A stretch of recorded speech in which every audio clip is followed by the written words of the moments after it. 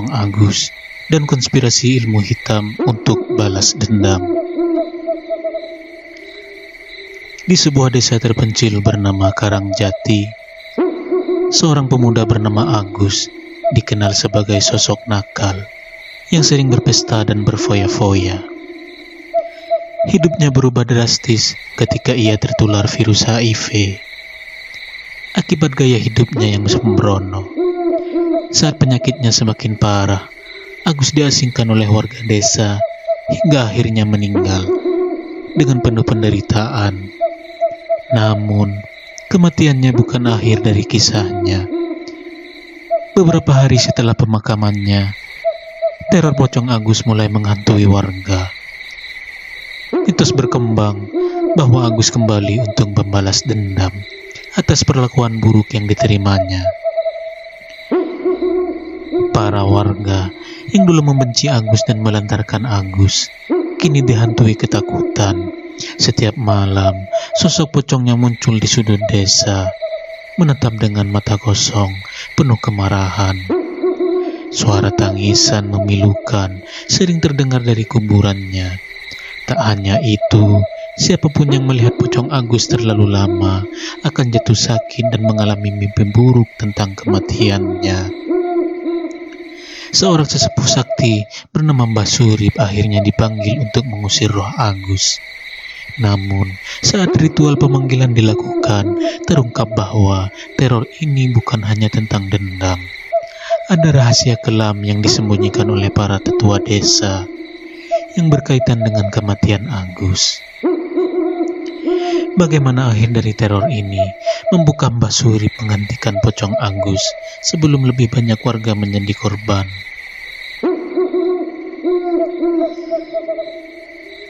Adegan dimulai di rumah Agus.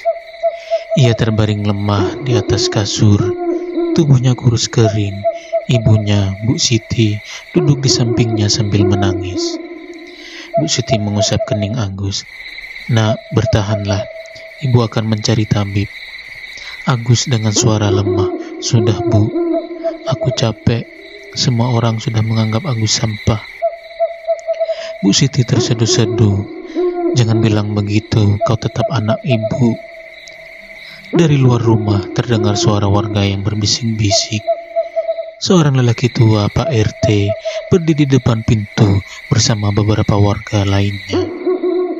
Pak RT dengan tegas, "Bu Siti, maaf, kami tak bisa membiarkan Agus di sini. Dia bisa menularkan penyakit ke warga lain." Bu Siti berdiri dengan marah. "Kalian tak punya hati, ini anak saya." Warga dengan ketakutan, "Tapi penyakitnya menular. Kami tak mau desa kami terkena kutukan." Dalam keputusasaan, Agus batuk berdarah, matanya berlinang air mata, menyadari bahwa kematiannya hanya tinggal menunggu waktu. Agus lemah, "Jangan khawatir, semua aku akan pergi. Tapi ingat ini, kalian semua aku akan kembali." Malam itu, Agus mengembuskan nafas terakhir. Ibunya meraung, tetapi warga tetap mengusirnya dari desa, menganggap rumahnya kini terkutuk. Adegan berlanjut ke pemakaman. Malam setelah pemakaman, suara-suara aneh mulai terdengar dari kuburan Agus. Kuburan yang tak tenang. Malam pertama setelah pemakaman Agus. Langit mendung, angin berembus pelan, mata menyorot ke area pemakaman di pinggiran desa yang dikelilingi pohon beringin besar. Seorang penjaga kuburan, Mbah Karyo namanya, duduk di pos kecil sambil menghisap rokok linting. Mbah Karyo gumam berbicara sendiri, "Kasihan bocah itu. Orang-orang pada takut sama dia, padahal dia cuma manusia biasa." Angin bertiup lebih kencang, lampu minyak di pos jaga berkedip-kedip. Mbah Karyo mengerutkan kening. Kok hawanya jadi aneh? Tiba-tiba, dari kejauhan terdengar suara kain berkibas, seperti sesuatu yang melompat-lompat. Mbah Karyo berdiri, matanya mencari sumber suara. "Siapa itu?" jangan main-main di kuburan. Suara semakin dekat. Tak. Sebuah batu kecil terlempar ke pos penjaganya. Bakaria menelan ludah. Perlahan, ia mengambil senter dan menyorot ke arah kuburan Agus. Bayangan putih berdiri di atas pusara Agus. Matanya hitam, wajahnya pucat membusuk. Sosok itu tidak bergerak, hanya menatap ke depan. Bakario gemetar mundur perlahan. Demi Gusti, Agus. Saat Bakario berkedip, sosok itu menghilang, napasnya memburu. Ia mencoba menenangkan diri. Berpikir itu hanya ilusi. Namun, saat ia membalikkan badan, dok, sebuah tangan pucat mencengkram bahunya dari belakang. Bakario menjerit histeris, jatuh tersungkur. Pocong Agus kini berdiri tepat di hadapannya. Mata hitam kosong itu menatap penuh kebencian. Dari mulutnya keluar suara berbisik. Pocong Agus suara pelan tapi menusuk. Aku kembali. Bakaria menjerit sekencang-kencangnya, lalu pingsan. Adegan berlanjut di desa. Pagi hari, kabar tentang Bakaria yang ditemukan pingsan di kuburan menyebar cepat. Warga desa berkumpul di rumah Pak RT. Pak RT mengetuk meja, mencoba menenangkan warga yang ribut. Tenang dulu semuanya. Apa benar yang kalian dengar? Pocong Agus gentayangan. Warga dengan gugup. Aku juga melihatnya, Pak. Semalam aku pulang dari sawah, ada sosok putih melompat-lompat di jalan dekat kuburan. Warga menyela ketakutan. Anakku bermimpi buruk. Dia bilang ada pocong masuk ke kamarnya, menatapnya dari jendela. Pak RT mencoba berpikir jernih. Mungkin ini hanya kebetulan atau ilusi karena kita semua terlalu takut. Warga lainnya memotong dengan panik. Lalu kenapa Bakario pingsan? Dia orang tua, sudah puluhan tahun jaga kuburan. Tapi kali ini sampai ketakutan begitu. Keadaan semakin ricuh. Warga mulai ketakutan dan menyalahkan satu sama lain. Bu Siti masuk dengan wajah marah dan air mata di matanya. Kalian semua takut sekarang. Padahal dulu, kalian yang mengusir Agus. Kalian yang membiarkan dia mati dalam penderitaan. Warga terdiam, merasa bersalah, tapi ketakutan menguasai mereka. Pak RT menarik nafas dalam, kemudian berbicara dengan tegas. Baik, kita harus cari cara untuk menghentikan ini sebelum desa kita kena kutukan lebih parah. Ada yang tahu dukun atau kiai yang bisa membantu? Warga mulai berdiskusi. Akhirnya, nama seorang sesepuh desa disebutnya. Mbah Surip, seorang paranormal sakti yang tinggal di pinggiran desa itu, Pak. Pemanggilan Mbah Surip dan pengungkapan rahasia kelam di balik kematian Agus. Lanjut malam-malam penuh teror. Malam hari di desa Karangjati, langit gelap tanpa bintang. Udara terasa lebih dingin dari biasanya. Suara jangkrik dan burung hantu terdengar samar. Di sebuah rumah kecil, seorang warga bernama Pak Darmin sedang duduk di teras merokok menenangkan pikirannya.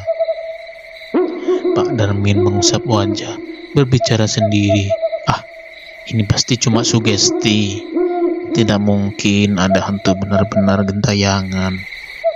Tiba-tiba, angin bertiup kencang, lampu minyak di teras berkedip-kedip. Dari kejauhan terdengar suara kain berkibas. Flap, flap, flap. Pak Darmin menegakkan tubuhnya, bulu kuduknya memeremang. Dengan tangan gemetar, ia mengambil senter dan menyorot ke pekarangan rumahnya. Tidak ada apa-apa ini. Pak Darmin menghela napas lega, hanya angin saja. Tapi kemudian, puk, Suara dentuman keras dari atap rumahnya. Pak Darmin terlonjak kaget. Ia buru-buru menyorotkan senter ke atasnya. Dari atap, sepasang mata hitam menatap lurus ke arahnya. Sosok berbaju putih dengan wajah membusuk. Pocong Agus. Pak Darmin menjerit histeris, jatuh ke belakang. Tolong! Pocong Agus melompat turun dari atap dengan gerakan cepat dan tidak wajar. Suaranya parau dan menyeramkan. Pocong Agus berbisik pelan, tapi menggema di telinga Pak Darmin. Kalian membunuhku. Pak Darmin merangkak mundur, matanya membelalak ketakutan. Pocong Agus mendekat, makin dekat hingga wajahnya hanya beberapa inci dari wajah Pak Darmin. Tiba-tiba lampu di rumah padam, jeritan Pak Darmin menggema di malam yang sunyi. Keesokan paginya, warga desa menemukan Pak Darmin tergeletak di teras rumahnya. Tubuhnya gemetar hebat, mulutnya menganga, matanya kosong. Warga berbisik ketakutan. Pak Darmin kenapa? Kenapa tubuhnya kaku begitu? Warga memeriksa tubuhnya ketakutan. Dia masih hidup, tapi seperti kehilangan jiwanya. Pak RT dengan suara gemetar, ini tidak bisa dibiarkan. Pocong Agus semakin kuat. Jika tidak segera dihentikan, kita semua bisa celaka. Beberapa warga mulai menangis ketakutan. Malam-malam sebelumnya mereka hanya mendengar suara dan bayangan. Tapi kali ini salah satu dari mereka benar-benar diserang. Tiba-tiba seorang ibu berlari dari rumahnya menangis histeris. Ibu-ibu menjerit histeris, anak saya demam tinggi semalaman. Dia terus mengigau dan menyebut nama Agus. Pak RT semakin pucat. Sekarang bukan hanya orang dewasa, tapi anak-anak pun mulai terkena dampaknya. Pak RT dengan suara tegas mencoba menenangkan warga. Kita harus segera ke Mbah Surip. Hanya dia yang bisa membantu kita. Para warga setuju. Dengan penuh ketakutan, mereka mempersiapkan diri untuk menemui Mbah Surip, sang sesepuh sakti yang tinggal di pinggiran desa.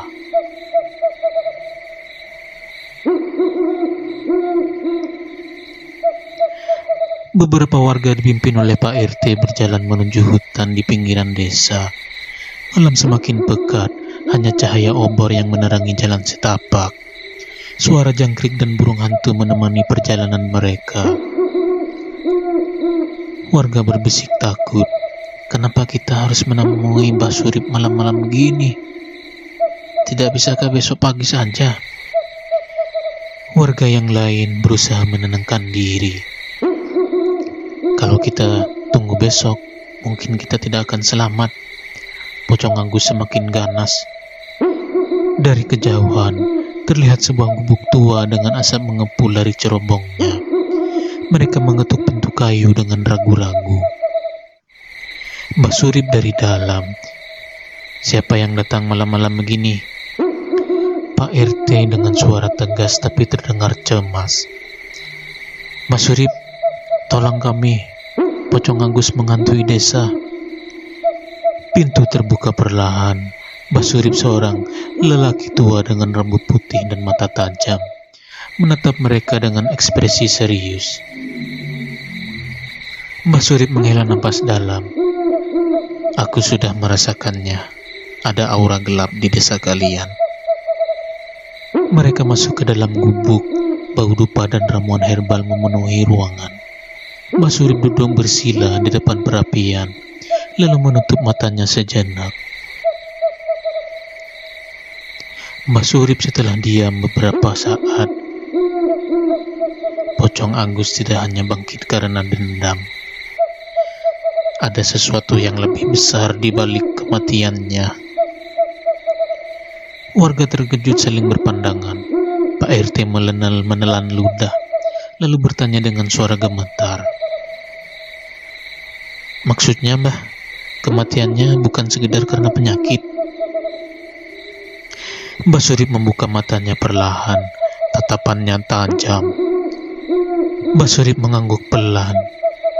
Benar, Agus bukan hanya meninggal karena penyakitnya, dia dibunuh. Suasana mendadak hening, warga terkejut dan saling berpandangan. Apa? Tapi dia sakit parah. Kami semua tahu itu, Mbah. Mbah Surip menggelengkan pelan. Ya, dia sakit. Tapi seseorang mempercepat kematiannya. Aku melihat bayangan masa lalu. Ada seseorang yang memasukkan racun ke dalam makanannya. Agus tidak meninggal secara alami.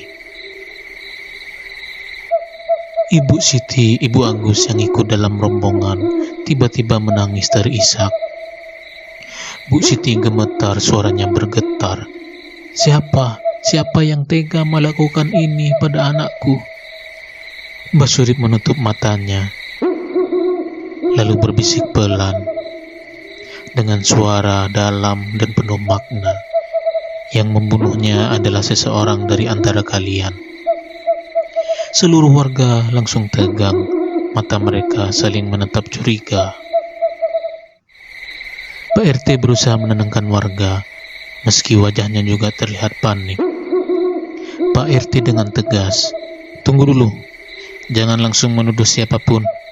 Kita harus mencari tahu siapa pelakunya. Mbah Surip mengeluarkan sebuah kendi dengan tanah liat dan menuangkan air ke dalamnya. Ia menggumamkan mantra, lalu meniup permukaan air tersebut. Perlahan, bayangan mulai muncul di dalam kendi. Gambar dari air menunjukkan sebuah adegan. Agus terbaring lemah di kasurnya. Seorang laki-laki memasuk kamar Agus, membawa semangkuk bubur. Agus memakannya, tapi tak lama kemudian ia mulai batuk dan muntah darah lebih banyak dari biasanya. Warga berbisik takut. Itu waktu sebelum Agus meninggal. Lalu, bayangan dalam air semakin jelas. Wajah orang yang membawa bubur terlihat dan semua orang terkejut. Pak Darmin. Warga langsung menoleh ke Pak Darmin yang berdiri dengan tubuh gemetar dan wajah pucat pasi. Pak Darmin terkejut, suara bergetar. Bukan aku. Aku hanya ingin dia cepat pergi. Aku pikir dia membawa kutukan bagi desa ini. Warga mulai berbisik dan mendekatinya dengan wajah penuh amarah. Kau membunuhnya. Kau yang menyebabkan dia menjadi pocong gentayangan. Warga mulai menggertak. Karena kami semua dihantui. Setelah Pak Darmin mengaku, pintu gubuk terbuka dengan sendirinya. Angin kencang berhembus, meniup obor dan membuat api perapian hampir padam. Semua orang membeku. Di ambang pintu, terlihat sesosok tinggi berbalut kain kafan. Wajahnya membusuk, matanya hitam kosong, dan dari tubuhnya keluar aroma anyir kematian. Pocong Agus menatap langsung ke arah Pak Darmin. Pak Darmin menjerit ketakutan, jatuh tersungkur. Tidak, ampun. Pocong Agus melompat masuk ke dalam kecepatan tidak wajar. Tangannya yang terikat kain kafan berusaha menerkam Pak Darmin. Saat cakar-cakar mayatnya hampir menyentuh kepala Pak Darmin, Mbah Surip berteriak keras, mengangkat tangannya yang memegang tasbih dan dupa. Berhenti, Agus! Tiba-tiba, udara di dalam gubuk bergetar. Cahaya dari dupa Mbah Surip menyala terang, memancarkan aura kuning keemasan yang membuat pocong Agus mundur beberapa langkah. Pertarungan Mbah Surip dan pocong Agus dimulai. Pocong Agus menggeram marah, kepalanya menunduk, lalu tiba-tiba tubuhnya meloncat ke udara, menerjang Mbah Surip dengan kecepatan luar biasa. Mbah Surip membacakan mantra cepat. Bismillahirrahmanirrahim. Wahai roh gentayangan, aku perintahkan kau kembali ke asalmu. Mbah Surip menaburkan garam dan air kembang ke udara. Saat butiran garam menyentuh tubuh Pocong Agus, terdengar suara mendesis seperti daging yang terbakar. Pocong Agus menjerit kesakitan, tubuhnya mengejang. Ah! Namun, itu tidak cukup. Agus mengayunkan tangannya menciptakan angin kencang yang melemparkan Mbah Surip ke dinding gubuk. Mbah Surip mendesis kesakitan, mencoba bangkit. Dia terlalu kuat. Warga berteriak ketakutan, beberapa mundur ke sudut gubuk. Pak RT mencoba menarik Pak Darmin menjauh, tapi Pocong Agus kembali melompat, mencoba mencengkram leher Pak Darmin. Pak Darmin menjerit histeris, "Tolong!" Dalam hitungan detik, Pocong Agus sudah berada tepat di depan Pak Darmin.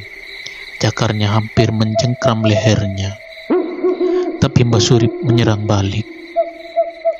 Mbah Surip mengayunkan jimat berbentuk kain merah ke arah Agus. "Dengan kuasa Tuhan, aku segel jiwamu." Jimat itu melayang ke arah Pocong Agus dan menempel di dadanya. Ketika tubuh Pocong Agus gemetar hebat, seperti tersedot oleh energi tak kasat mata. Pocong Agus menggeram, mencoba melawan, tapi tubuhnya mulai terseret ke belakang oleh kekuatan gaib. Mbah Surip terus membaca mantra dengan suara lantang. Cahaya dari dupa semakin terang, membuat ruangan dipenuhi sinar keemasan. Pocong Agus menjerit kesakitan, tubuhnya mulai memudar, namun sebelum menghilang, ia menatap Mbah Surip dengan pandangan penuh dendam. Pocong Agus dengan suara parau dan bergema, "Aku akan kembali. Aku tidak akan pergi selamanya." Dengan jeritan terakhir yang menggema di seluruh ruangan, Pocong Agus akhirnya menghilang. Angin kencang berhenti, suhu udara kembali normal.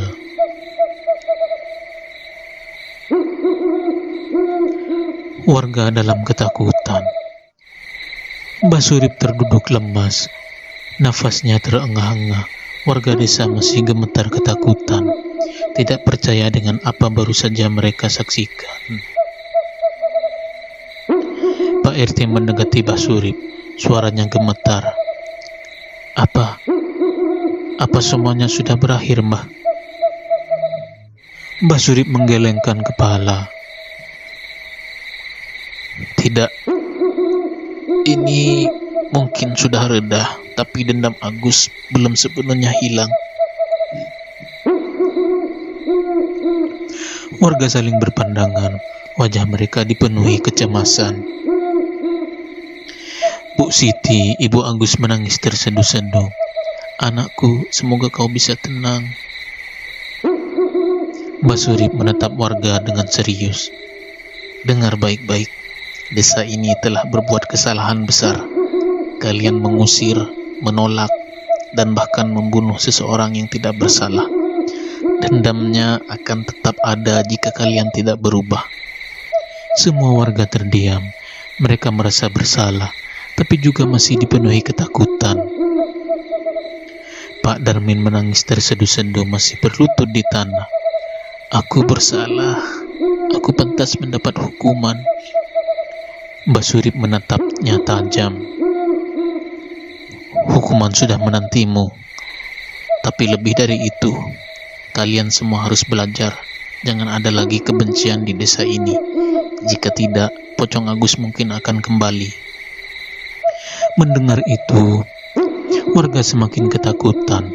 Mereka sadar bahwa mereka harus mengubah sikap mereka, atau mereka tidak akan pernah benar-benar bebas dari kutukan ini.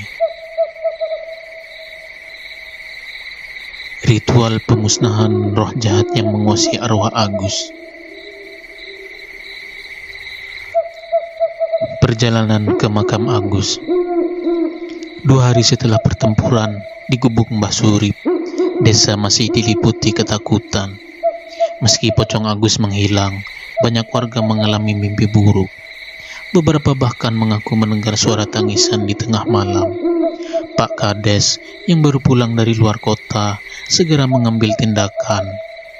Ia bersama Mbah Surip dan beberapa warga pergi ke makam Agus untuk mengakhiri semuanya. Malam itu, di bawah cahaya bulan purnama, rombongan tiba di makam Agus. Angin bertiup pelan, membawa aroma anyir yang menusuk hidung. Pak Kades suara tegas, tapi terlihat sedikit gemetar. Mbah Surip, apa ini tempatnya? Mbah Surip mengangguk perlahan, matanya tajam. Ya, ini tempat di mana segalanya bermula dan harus diakhiri. Mbah Surip menyalakan dupa, lalu menggambar simbol-simbol mistis di atas tanah. Warga yang ikut berlutut di sekitar makam menggenggam jimat pelindung yang diberikan Mbah Surip. Mbah Surip memulai mantra, suaranya bergetar dengan kekuatan mistis. Wahai roh yang tersesat, wahai arwah yang tidak tenang, dengan cahaya suci, aku panggil engkau. Tiba-tiba, tanah di sekitar makam bergetar. Angin bertiup semakin kencang. Dari dalam makam muncul suara mengerikan, seperti seorang yang menjerit kesakitan. Tanah makam meretak, kabut hitam keluar dari dalamnya. Semua warga mundur ketakutan, tapi Mbah Surip tetap berdiri tegak, meskipun keringat mulai membasahi wajahnya. Akhirnya, kemunculan roh jahat. Dari dalam retakan makam muncul dua sosok mengerikan. Salah satunya adalah Pocong Agus. Tetapi kali ini tubuhnya lebih menyeramkan, kulitnya lebih membusuk, matanya bersinar merah. Di sampingnya, sosok bayangan hitam besar berdiri tegak. Itulah roh jahat yang menguasai Pocong Agus. Pak Kades membelalak ketakutan. Astaga, makhluk apa itu? Mbah Surip dengan suara berat menatap bayangan hitam tersebut. Ini bukan sekedar roh gentayangan. Ini adalah iblis pemakan dendam. Dia mempergunakan kemarahan Agus untuk tetap hidup. Roh jahat tertawa mengerikan, suaranya menggema di seluruh area makam. Roh jahat dengan suara parau dan mendalam. Aku tidak akan pergi. Aku akan terus menghijab kebencian manusia. Semakin banyak, semakin kuat. Pocong Agus melompat ke arah Mbah Surip, menyerang dengan kecepatan luar biasa. Mbah Surip mengayunkan jimatnya. Tidak akan kubiarkan. Jimat itu mengenai Pocong Agus, membuatnya terdorong ke belakang. Namun, roh jahat ikut menyerang bayangan hitamnya, melayang cepat ke arah Mbah Surip, mencengkram dada Mbah Surip dengan tangan kegelapan.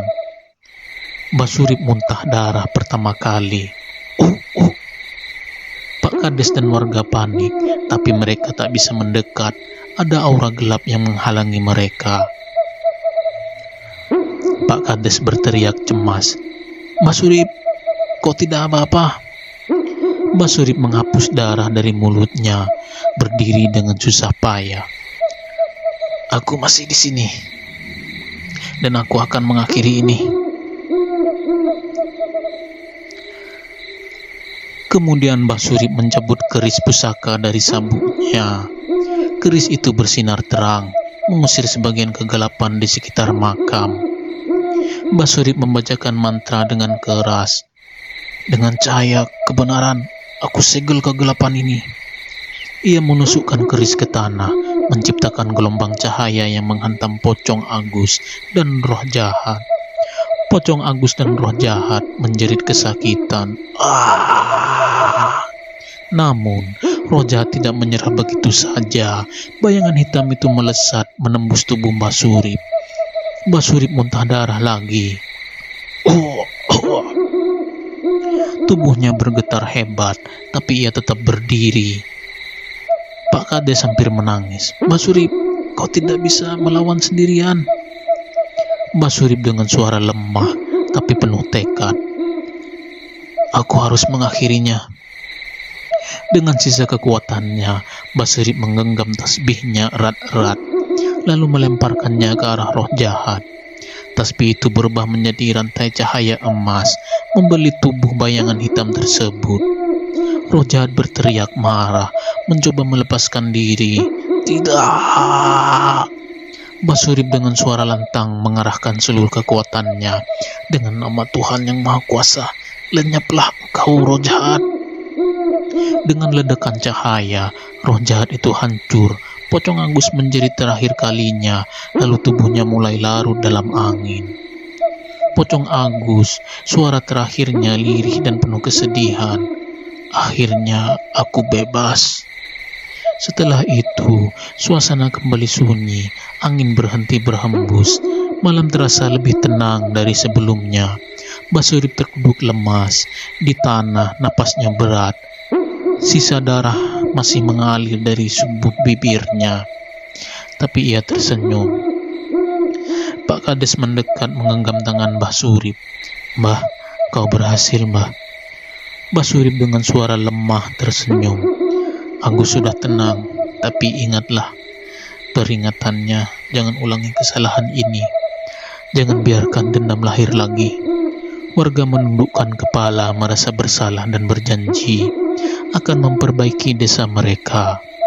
Malam itu, mereka meninggalkan makam dengan perasaan lega. Tapi di kejauhan, suara angin berbisik pelan. Jangan ulangi kesalahan ini. Apakah semuanya benar-benar telah berakhir? Atau ini hanya permulaan? Di mana roh jahat yang dikalahkan ternyata bersekongkol dengan seorang santet.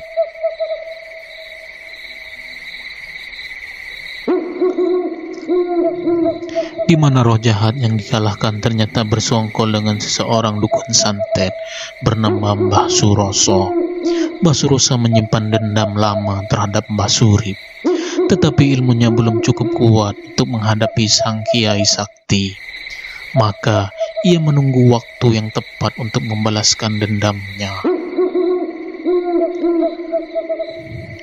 Konspirasi Mbah Suroso. Pertemuan di alam gaib. Di suatu tempat yang gelap dan dipenuhi kabut hitam, terdengar suara langkah kaki. Sesosok pria tua bertongkat, berjubah hitam, berjalan di antara pohon-pohon kering yang tampak mati. Di hadapannya, kabut mulai berkumpul membentuk wujud bayangan yang besar dan menyeramkan.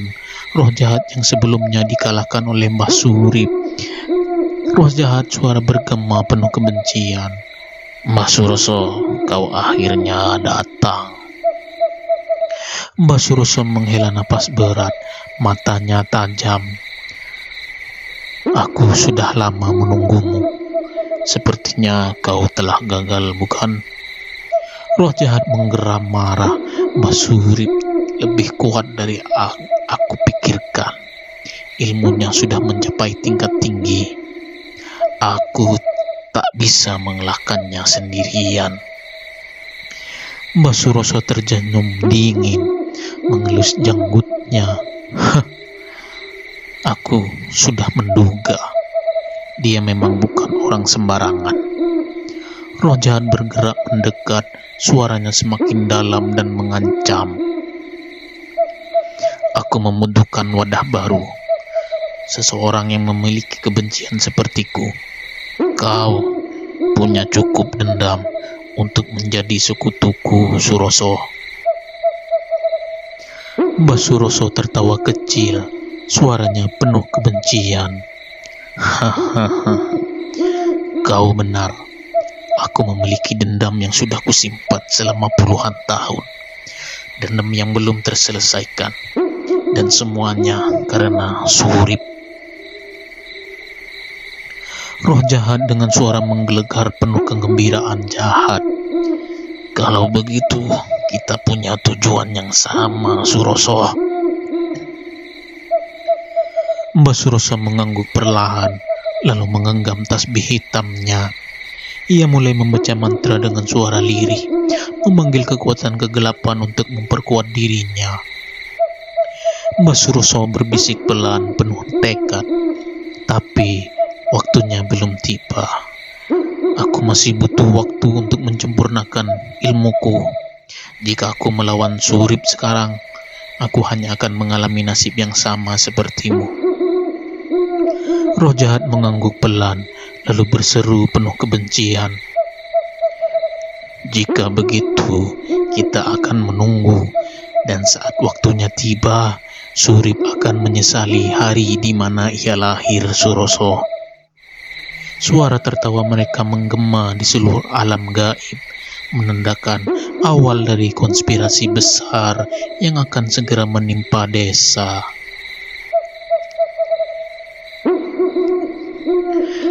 Kembali ke dunia nyata, suasana desa sudah lebih tenang. Warga mulai menjalani kehidupan mereka seperti biasa, meskipun mereka masih merasa trauma dengan kejadian yang lalu. Di rumah Mbah Surip, sang kiai duduk di beranda, menatap langit senja dengan mata penuh pemikiran. Pak Kades datang menghampirinya.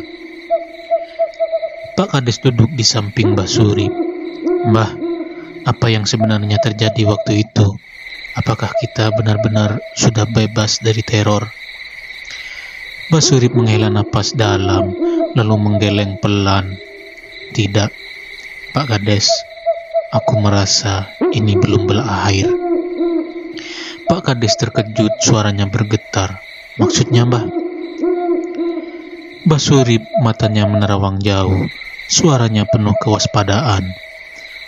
Aku bisa merasakan ada sesuatu yang lebih besar, lebih kuat, dan lebih berbahaya sedang mengintai kita dari kegelapan. Angin malam berhembus pelan, membawa suara desir yang samar, seolah-olah seseorang atau sesuatu sedang mengawasi mereka dari kejauhan. Di sebuah gubuk tua di tengah hutan, Mbah Suroso duduk di dalam ruangan, remang-remang dikelilingi oleh patung-patung mistis dan dupa yang menyala. Di hadapannya, sebuah cermin hitam menunjukkan bayangan Mbah Surip yang sedang duduk di beranda rumahnya. Mbah Suroso tersenyum dingin, berbicara kepada dirinya sendiri. Surip, kau mungkin menang kali ini, tapi kau tidak akan selalu beruntung, Surip. Ia mari sebuah botol kecil berisi darah hitam, lalu menuangkannya ke dalam mangkuk tanah liat. Ia mulai membaca mantra kuno, memanggil kekuatan gelap yang lebih besar. Mbah Suroso dengan suara semakin dalam dan mengancam. Aku akan menunggumu, Surip, dan saat waktunya tiba, aku akan memastikan kau tak bisa lagi berdiri, Surip. Tiba-tiba, bayangan dalam cermin bergerak sendiri, menunjukkan sesuatu yang mengerikan. Gambar Mbah Surip sedang terkapar dengan darah di mulutnya. Mbah Suroso tertawa kecil, lalu meniup lilin di hadapannya. Ruangan itu tenggelam dalam kegelapan, menandakan bahwa konspirasi besar telah dimulai. Mbah Suroso kini bersiap untuk membalas dendamnya terhadap Mbah Surip, tetapi ia menunggu waktu yang tepat untuk bertindak. Teror yang lebih besar akan segera datang. Awal mula santet Mbah Suroso. Malam di desa masih terasa tenang, tapi ada sesuatu yang berbeda.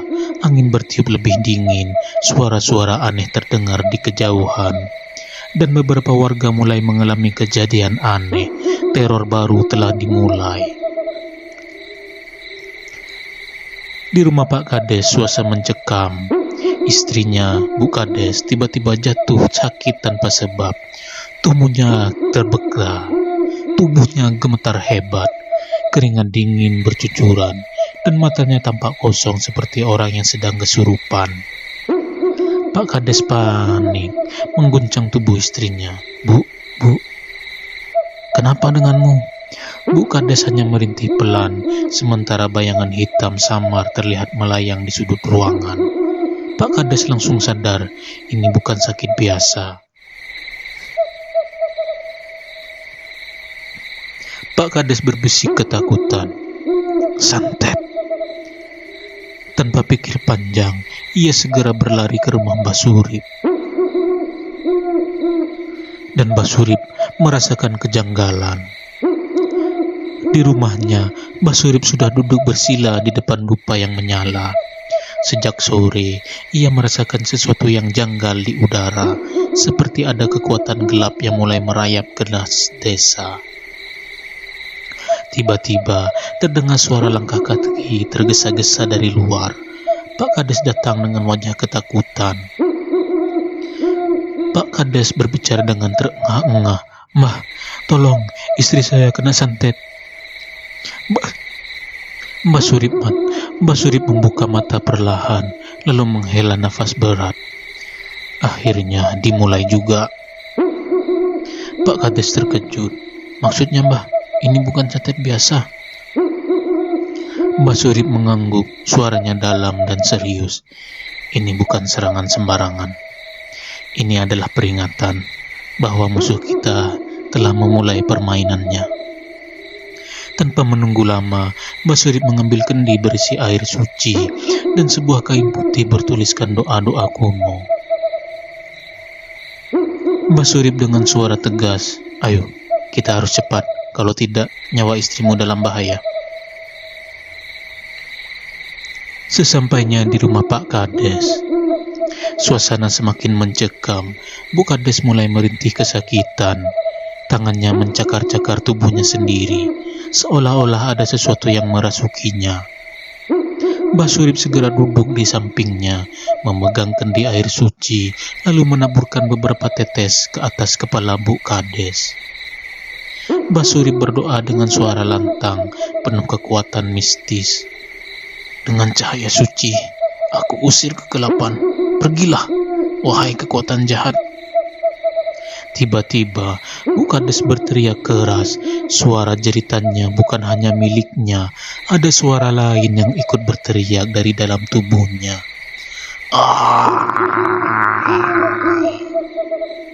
Dari mulutnya keluar asap hitam yang berputar-putar di udara. Asap itu membentuk wajah menyeramkan sebelum akhirnya menghilang. Bu Kades langsung terjatuh lemas. Pak Kades bergegas menghampirinya, menangis lega saat melihat istrinya mulai sadar kembali. Pak Kades terisak tangis. "Bu, syukurlah kau selamat." Namun, Mbah Surip tetap diam.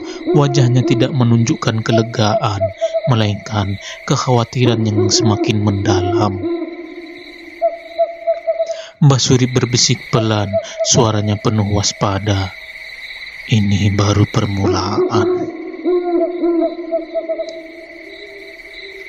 Di balik layar, Mbah Suroso tertawa. Di dalam gubuk tuanya yang gelap, Mbah Suroso duduk tenang. Di hadapannya sebuah mangkuk besar berisi darah mengeluarkan asap tipis. Cerminnya kembali menunjukkan kejadian di rumah Pak Kades. Mbah Surip berhasil menggagalkan santetnya. Mbah Suroso tersenyum sinis, berbicara sendiri. "Kau masih seperti dulu, Surip. Terlalu tangguh untuk santet biasa." Ia mengambil segenggam tanah dari dalam kendi hitam, lalu menggenggamnya erat-erat. Mbah Suroso berbisik penuh dendam. "Tapi aku belum selesai, Surip. Aku akan menyerang lagi dan lagi. Sampai kau lelah, sampai kau lengah, Surip." Dari dalam tanah yang digenggamnya muncul cacing-cacing hitam kecil yang menggeliat dengan liar, pertanda bahwa ilmu hitamnya semakin kuat. Mbah Suroso tertawa pelan, matanya berkilat-kilat dalam kegelapan. "Aku akan menunggumu, Surip, sampai kau tidak bisa melawan lagi." Di kejauhan, suara burung hantu berbunyi pertanda buruk. Malam itu, desa kembali terperangkap dalam teror yang belum usai. Mbah Suroso mulai melancarkan serangan pertamanya terhadap warga desa, menggunakan santet sebagai senjatanya. Namun, ia tahu Mbah Surip masih terlalu kuat. Ia tidak terburu-buru. Ia menunggu saat yang tepat untuk memberikan serangan yang lebih mematikan. Teror baru telah dimulai. santet pembunuh dan serangan balik Mbah Surip. Setelah gagal dengan santet pertama, Mbah Suroso tidak tinggal diam. Ia menyusun rencana yang lebih kejam, menyerang orang-orang terdekat Mbah Surip.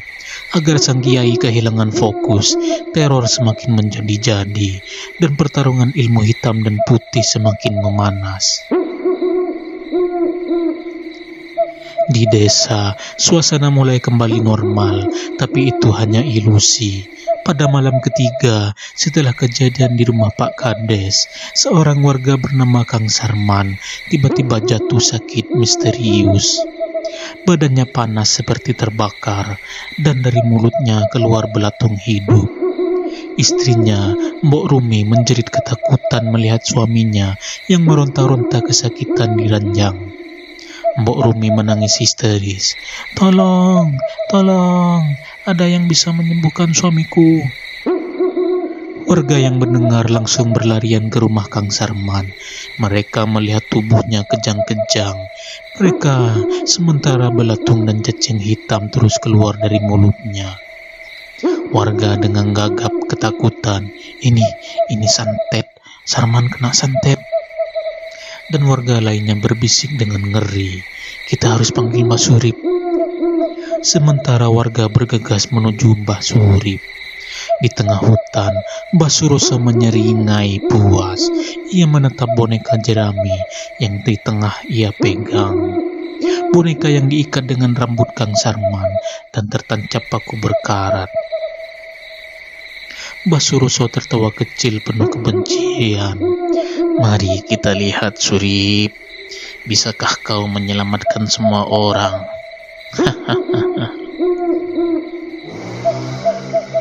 Mbah Surip menantang kegelapan. Mbah Surip tiba di rumah Kang Sarman bersama Pak Kades dan beberapa warga lainnya. Begitu melihat keadaan Kang Sarman, wajahnya langsung menegang. Mbah Surip berbisik, ilmu hitam tingkat tinggi.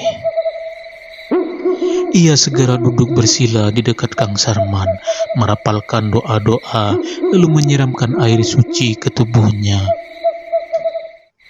Namun, sesuatu yang aneh terjadi. Begitu air suci menyentuh kulit Kang Sarman, tubuhnya malah mengeluarkan asap hitam, dan ia menjerit keras seolah-olah terbakar. Kang Sarman menjerit mengerikan. Di dalam perutnya tiba-tiba muncul tangan hitam yang seperti berusaha keluar dari tubuhnya. Semua warga langsung mundur ketakutan. Warga berteriak ketakutan. Astagfirullah, apa-apaan ini? Mbah Surip tetap tenang, lalu menatap tajam ke arah bayangan hitam yang mulai membentuk wajah seseorang. Mbah Surip berseru lantang, Suroso, aku tahu ini perbuatanmu. Bayangan itu tiba-tiba bergetar, lalu mengeluarkan suara tawa kecil yang mengerikan, suara Mbah Suroso. Bayangan Suroso, suara bergema penuh ejekan. Hahaha, kau memang hebat, Surip. Tapi apakah kau cukup kuat untuk menyelamatkan semuanya, Surip? Bayangan itu kemudian menembus tubuh Kang Sarman, membuatnya kembali meronta-ronta kesakitan. Mbah Surip tahu ini adalah pertarungan langsung antara dirinya dan ilmu hitam Mbah Suroso. Kemudian Mbah Surip menutup mata, lalu merapalkan mantra suci dengan suara yang semakin keras. Cahaya putih mulai muncul di telapak tangannya, membentuk bola energi yang berkilauan. Mbah Surip dengan suara menggelegar, penuh kekuatan. Dengan kuasa yang maha kuasa, aku usir kegelapan ini. Ia melemparkan bola cahaya ke tubuh Kang Sarman. Begitu bola itu menyentuhnya, tubuh Kang Sarman langsung bergetar hebat, dan bayangan hitam itu berusaha keluar dengan jeritan yang menyakitkan. Bayangan Mbah Suroso meronta-ronta, suaranya memudar. Tidak, ini belum berakhir, Surip. Dengan satu teriakan terakhir, bayangan itu hancur dan menghilang, meninggalkan Kang Sarma yang terkulai lemah di ranjang. Suasana hening sejenak, semua warga menatap Mbah Surip dengan campur rasa kagum dan takut.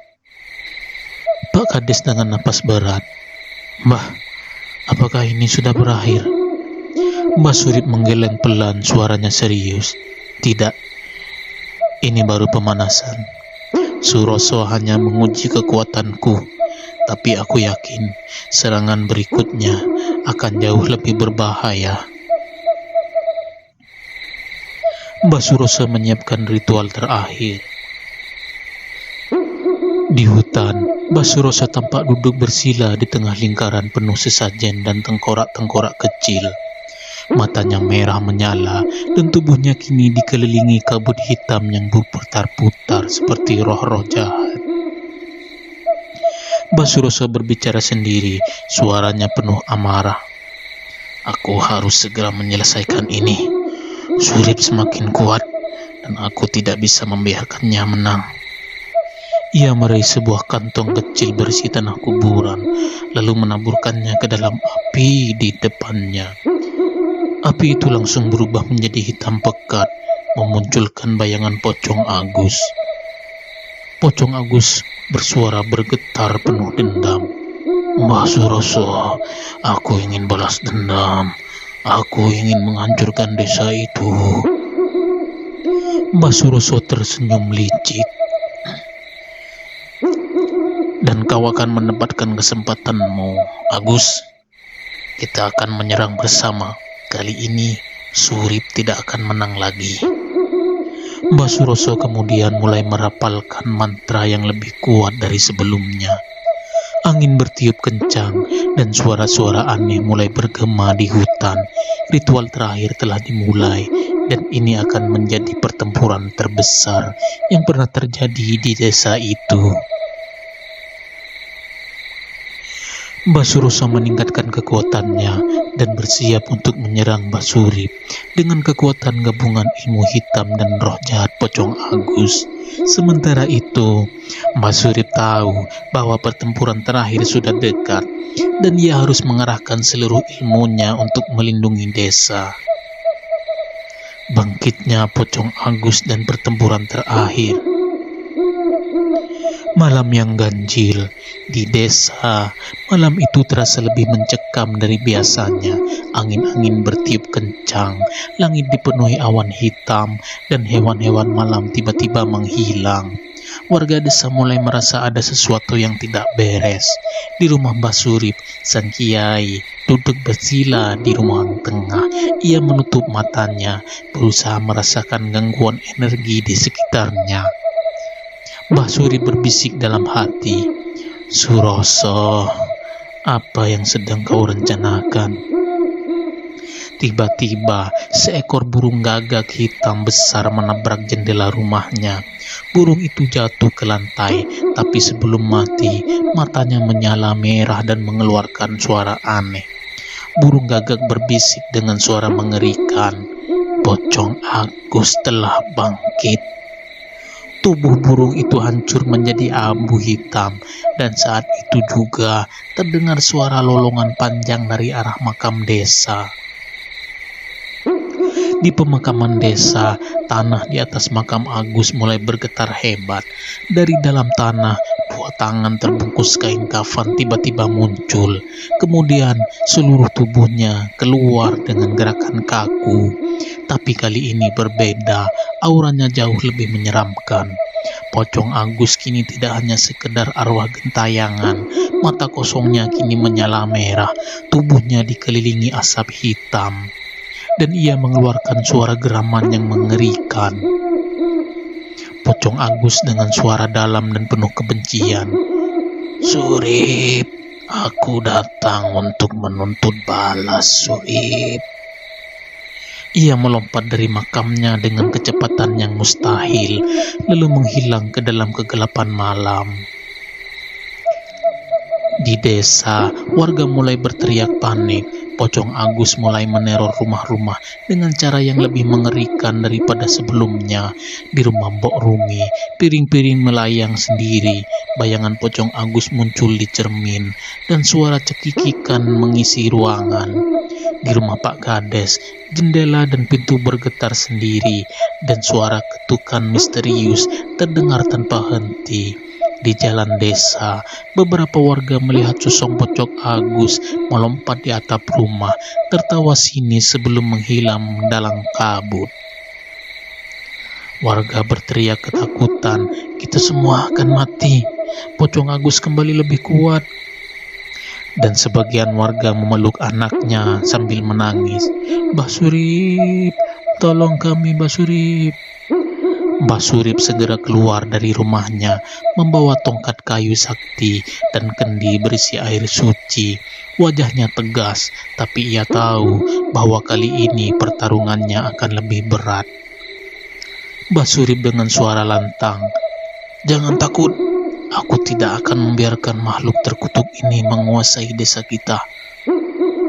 Di tengah lapangan desa, Pocong Agus muncul di depan Mbah Surip. Asap hitam menyeliputi tubuhnya dan matanya bersinar merah. Pocong Agus tertawa mengejek, "Kali ini kau tidak akan menang, Surip. Aku punya kekuatan dari Suroso." Tanpa basa-basi, Pocong Agus melompat dengan kecepatan luar biasa, mencoba menyerang Mbah Surip. Mbah Surip menghindar dengan gesit, lalu mengayunkan tongkat saktinya, menciptakan cahaya putih yang menembus kegelapan. Mbah Surip berseru lantang, "Kembali ke tempatmu, arwah terkutuk." Cahaya itu mengenai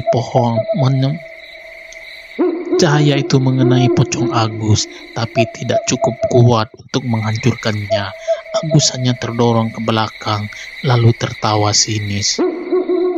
Pocong Agus menyeringai, "Hahaha, kau sudah tua, Surip. Ilmumu tidak cukup kuat untuk menghancurkanku." Pocong Agus lalu mengeluarkan energi hitam dari tangannya, menciptakan bayangan-bayangan menakutkan yang menyerang Mbah Surip dari ke segala arah. Mbah Surip mencoba bertahan, mengayunkan tongkatnya dan menangkis serangan-serangan itu, tapi ia mulai kelelahan. Tiba-tiba dari kejauhan terdengar suara tawa Mbah Suroso. Mbah Suroso berteriak dari dalam hutan, "Hancurkan dia, Agus. Aku memberimu semua kekuatanku, Agus."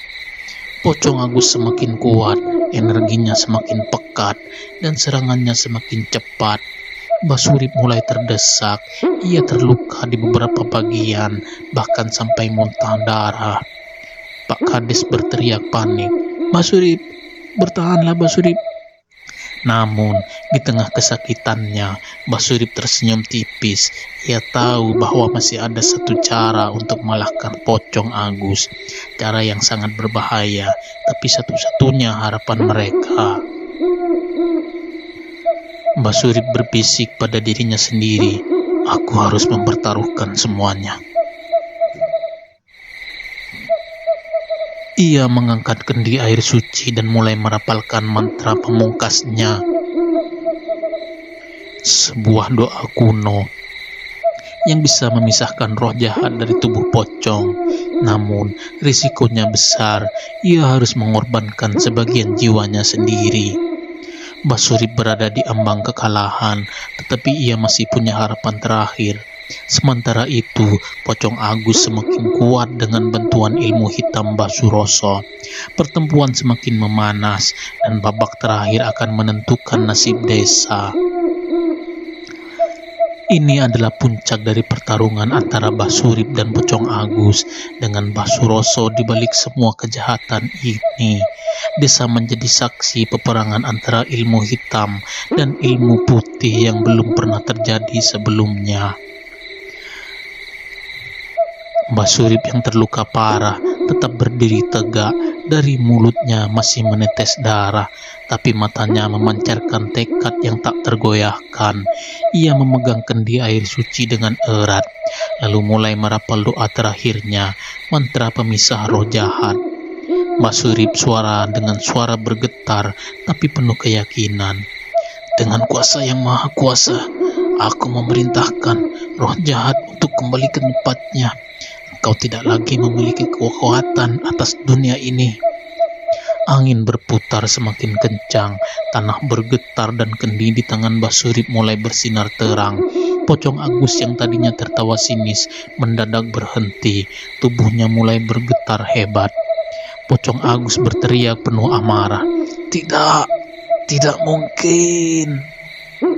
Dari dalam tubuh Pocong Agus perlahan muncul bayangan hitam pekat, roh jahat yang telah menguasainya. Roh itu berteriak marah melawan kekuatan Mbah Surip, tapi semakin lama semakin melemah. Mbah Surip meningkatkan doa-doanya meskipun tubuhnya semakin lemah. Pergilah setan terkutuk." Dengan teriakan terakhir, Mbah Surip melempar kendi ke arah Pocong Agus. Begitu kendi itu pecah, cahaya putih menyelimuti seluruh tubuhnya, menghancurkan roh jahat yang ada di dalamnya. Pocong Agus mengeluarkan jeritan panjang sebelum tubuhnya akhirnya jatuh ke tanah. Kain kafannya berubah menjadi debu dan perlahan ia menghilang. Jiwanya telah terbebas dari kutukan. Keheningan menyelimuti desa. Semua warga menatap Mbah Surip dengan perasaan campur aduk antara lega dan takut. Pak Kades berbisik kagum, "Mbah Surip, ilmumu memang hebat, Mbah Surip." Tiba-tiba terdengar suara tawa panjang dari balik pepohonan. Mbah Suroso, suara dingin penuh dendam, "Kau memang luar biasa, Surip. Tapi kau telah menggunakan semua kekuatanmu. Sekarang kau tidak bisa melawan aku, Surip." Dari dalam kegelapan, Mbah Suroso muncul dikelilingi kabut hitam yang berputar-putar. Kedua matanya bersinar merah, tubuhnya seperti membesar, dan tangannya membawa tongkat kayu hitam yang memancarkan aura jahat. Warga berbisik ketakutan, "Astagfirullah, ilmunya semakin kuat." Mbah Surip yang sudah kelelahan menatap Mbah Suroso dengan napas berat, tapi tetap penuh kewaspadaan. Mbah Surip dengan suara serak tapi tegas, "Aku tidak butuh kekuatan untuk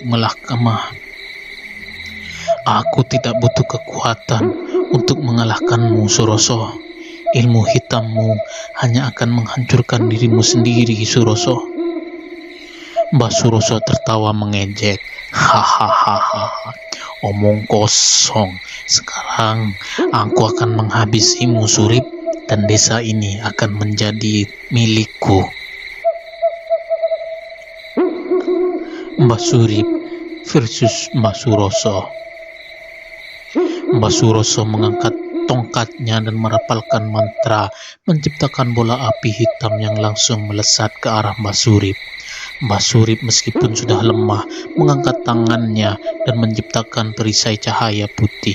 Bola api itu menghantam perisai, menciptakan ledakan besar yang mengguncang tanah. Warga berteriak dan mundur ketakutan. Debu dan asap menyelimuti desa, tapi Mbah Surip tetap berdiri, meskipun tubuhnya semakin melemah. Mbah Surip berbisik dalam hatinya, "Aku harus mengakhiri ini sekarang juga." Ia menutup matanya dan mulai merapalkan doa terakhirnya, ilmu pamungkas yang hanya bisa digunakan sekali seumur hidupnya. Sementara itu, Mbah Suroso kembali menyerang dengan kekuatan penuh. Kali ini, ia memanggil bayangan-bayangan jahat yang berwujud makhluk-makhluk mengerikan. Mbah Suroso berteriak penuh kebencian, "Hancurkan dia!" Bayangan-bayangan itu berlari ke arah Mbah Surip, siap mencabik-cabiknya. Namun, tiba-tiba cahaya putih menyilaukan muncul dari tubuh Mbah Surip. Sebuah suara gaib bergema di seluruh desa, suara doa yang begitu kuat hingga sebuah makhluk-makhluk jahat menjerit kesakitan. Mbah Surip berseru lantang penuh kekuatan terakhirnya, "Dengan kuasa Tuhan yang Maha Kuasa, aku menghancurkan segala kejahatan di desa ini." Cahaya putih itu meledak ke segala arah, melalap semua bayangan, dan langsung mengenai tubuh Mbah Suroso. Mbah Suroso menjerit ketakutan. Tidak! Tubuhnya mulai terbakar dari dalam, kulitnya retak seperti batu yang dihancurkan, dan matanya kehilangan sinarnya. Dengan jeritan terakhir yang menggelegar, tubuh Mbah Suroso meledak menjadi abu hitam lalu menghilang untuk selamanya. Keheningan menyelimuti desa, angin kembali berhembus lembut, langit yang tadinya gelap kini mulai cerah. Semua warga menatap Mbah Surip dengan mata penuh haru. Ia telah menyelamatkan desa, tapi dengan harga yang sangat mahal. Pak Kades menahan air mata. Mbah Surip, kau telah menyelamatkan kami semua, Mbah. Namun, Mbah Surip jatuh bersimpuh di tanah.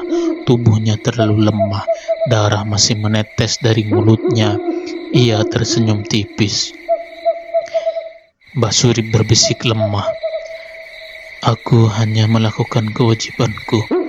Semoga tidak ada lagi kejahatan yang mengganggu desa ini.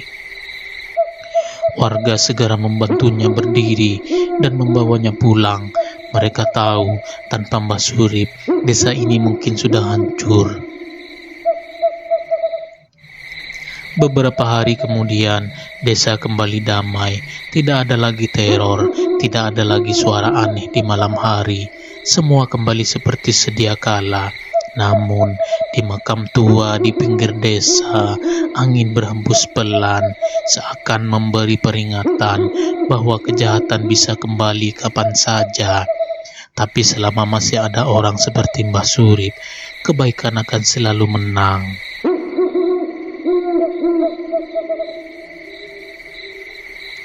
Kisah ini berakhir dengan kemenangan Mbah Surip dan desa, tapi juga meninggalkan pelajaran bahwa ilmu hitam hanya akan membawa kehancuran bagi pemiliknya.